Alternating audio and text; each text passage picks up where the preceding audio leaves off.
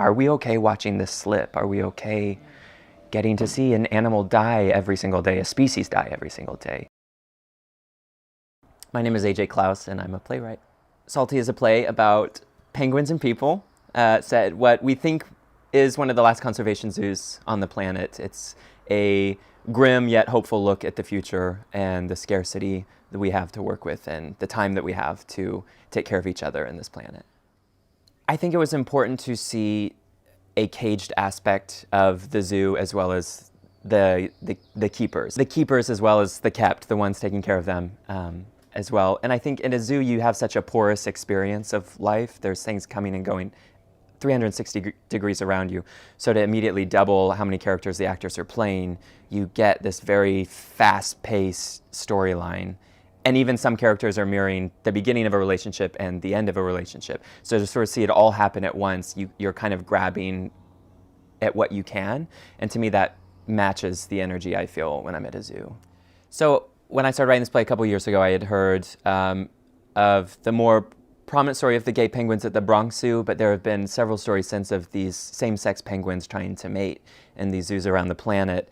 And as I started to look into it, the reason being is they don't really have sexed reproductive organs. They share the same cloacas, and so they're often misgendered by the human eye. And that became very quickly my way in. I didn't know I wanted to write a play about gender until I had discovered these penguins, and just to put, or to remove, I guess, a gendered lens from the story was really exciting to me. That was my way in, for sure. I have a suspicion that when you look back at things you've written, you kind of see a fingerprint of who you were at the time. And I definitely was working through my own gender and queer issues, regardless if I even knew it at the time. I was not non-binary when I started writing this play, and it's so powerful to me to look back and be like, I think I was just kind of yelling at myself in this deep well, like, AJ, please listen to yourself, which is so funny to think that you can write something so much about this thing and you're still discovering it yourself. As I got deeper into the story of the zoo, I started having dreams of my dear friend Bryce, who got me at my first job was at a zoo. And I was kind of blown away that it took me so long to realize that. Like, that is my experience with the zoo. How could I go this many months and not realize that? But high school was not a great time for me, and he got me out of this very small town and introduced me this very tight queer tribe of people that we're all playing these silly characters at a zoo and getting to interact with kids. And I think the love that community taught me was how I found the zookeepers in this play. Their love language is varied through their own traumas and experiences, and I wanted to honor Bryce, my friend who had passed by that point. Yeah, there's this really great saying to write a play for the dead, and I think that was the first time I really started to feel how to honor that. Not necessarily a play that needs to grieve, but a play that needs to honor life. It can be hard to talk about what your play is about, even like thematically sometimes. I'm like, well, I know it's about nature and I know it's about queer people and gender.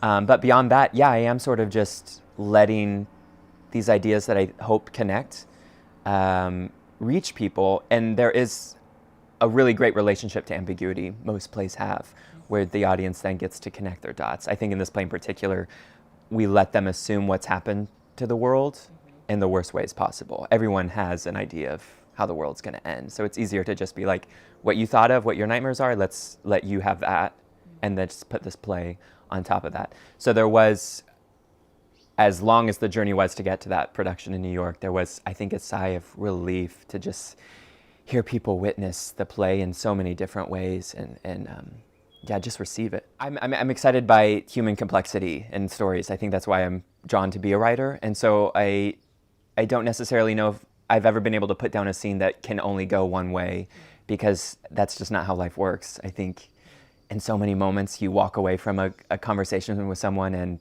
they may have meant that, but they also may have meant that. And there's so much just beautiful nuances we bring to this world that I think that's exciting for live theater too, that we get that churning sort of energy that these people are misreading. And that's why we love theaters. We can come back and see it a degree different every single night. And so there is a sort of, I think I've always looked at scenes as just a boxing ring where people can step in and fight with their words. and with their emotions, and it's never going to be the same punch that they're throwing. Yeah, I think we're in a climate right now where it's really important to understand how we view people and how we view human connection. And so I think my main goal was to present tenderness as a weapon and as a way to bring us all closer to whatever this problem is that we're all standing on. I think tenderness is going to be the answer at the end of all of this. And also to talk about the planet in a way that's, it is our fault. And so I think a lot of people get tired of hearing that regardless of the truth. So to let us witness our species in a way that is just experiencing the end, not necessarily being punished for it.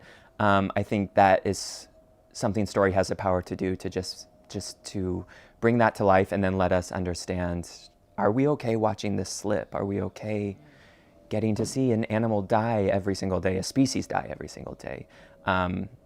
Being witness to that, I think, is more important than a sort of lecture or reprimand on what we've done to the planet. We have very little time, and so here's 90 minutes of just hold on to it. This is really precious what we have. Is that a wrap?